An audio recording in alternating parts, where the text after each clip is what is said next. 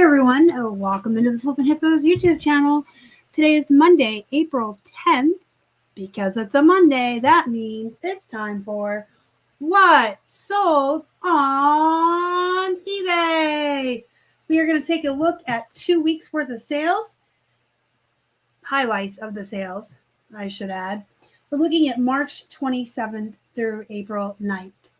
And I specified highlights because I don't show you every single item we sell. We'd be here all day, and a lot of it's really boring.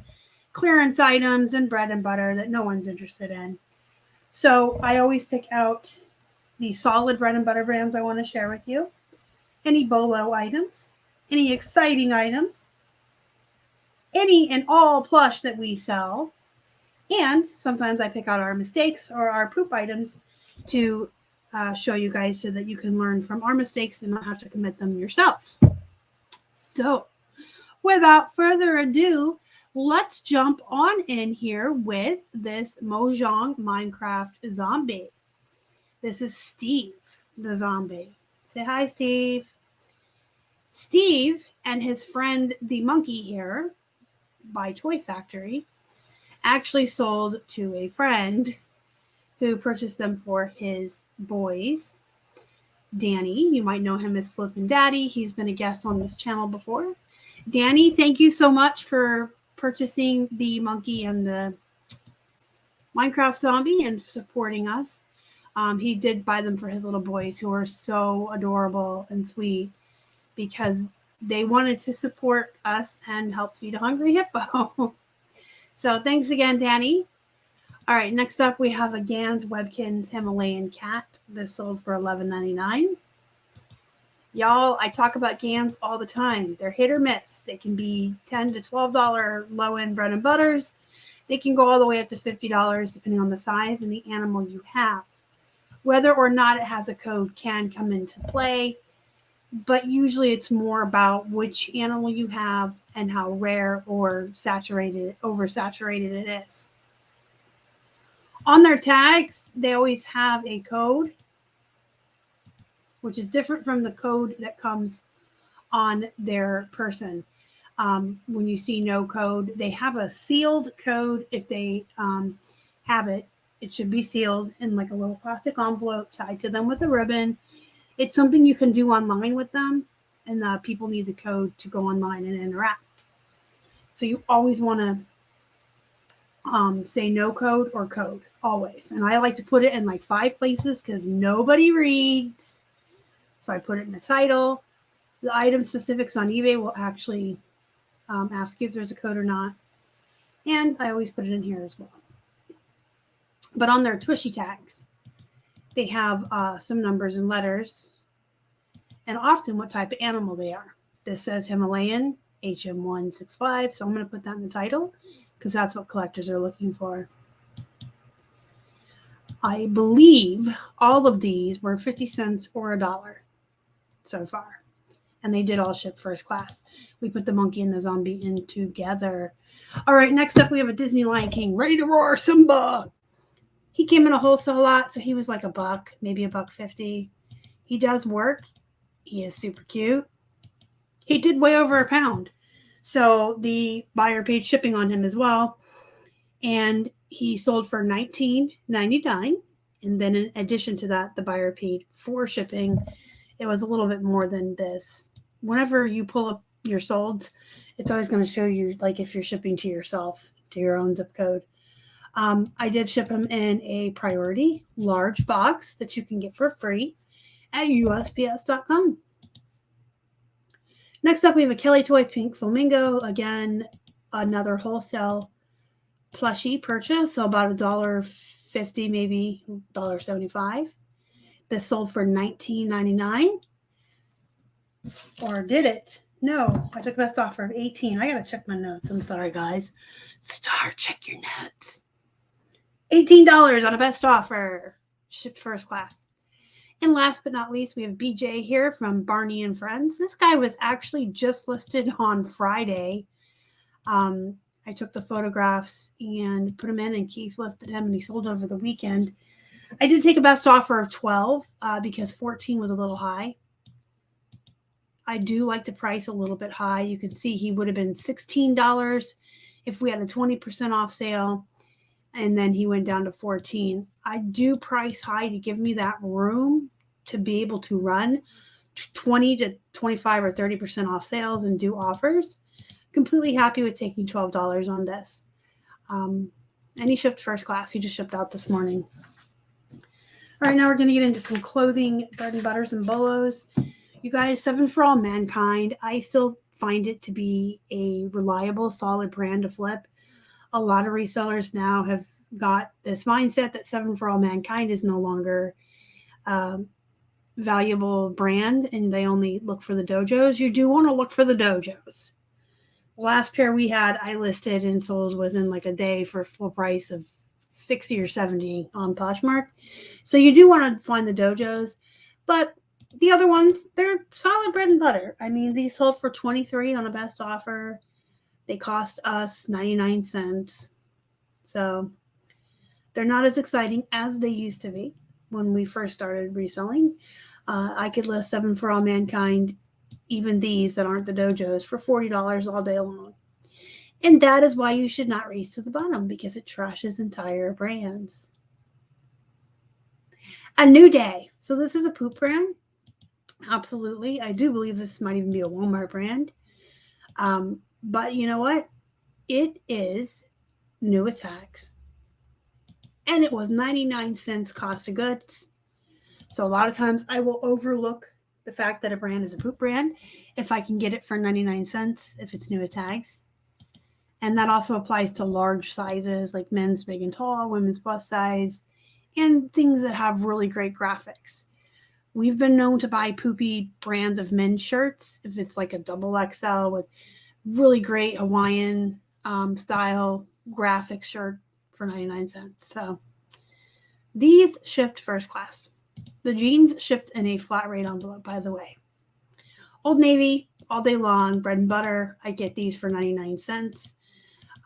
My 3 favorite bread and butter brands are Old Navy, Gap, American Eagle, and they sell, pretty reliably. Some of the pants will sell faster than others if you have bigger sizes.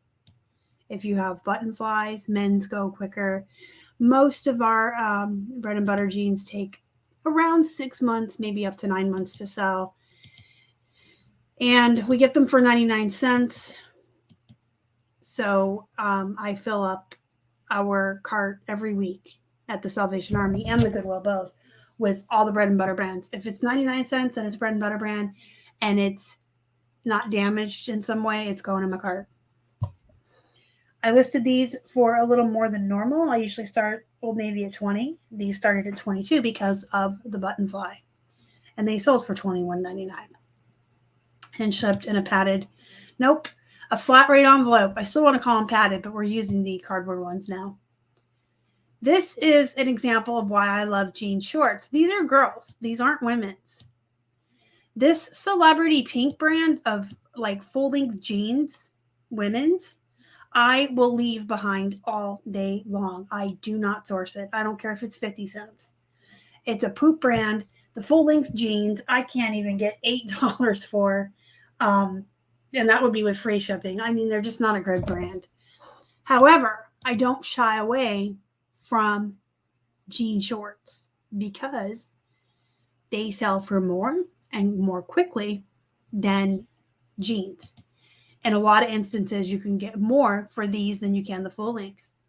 These were actually stuck in with the women's shorts at Goodwill, but I decided to grab them anyway because they were only 99 cents, and I knew I could list them for 14 to 16.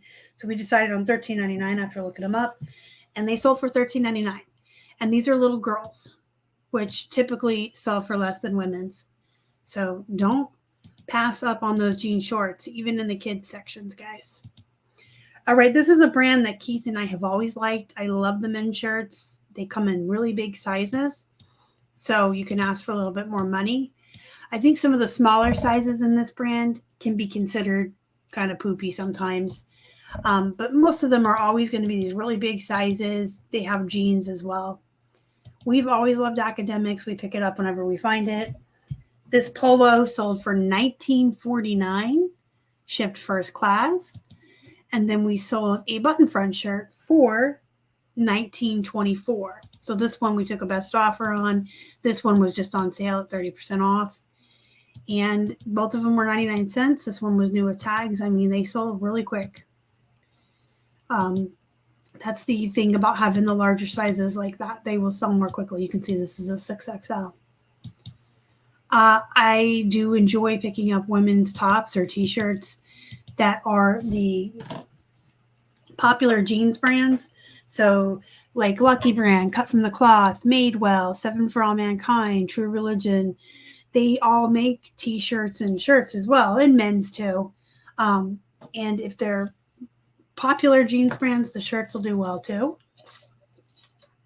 We paid 99 cents for this. It sold for $15.15 in about a month from listing, so it didn't take that long. Big Star, I love Big Star jeans. Love them.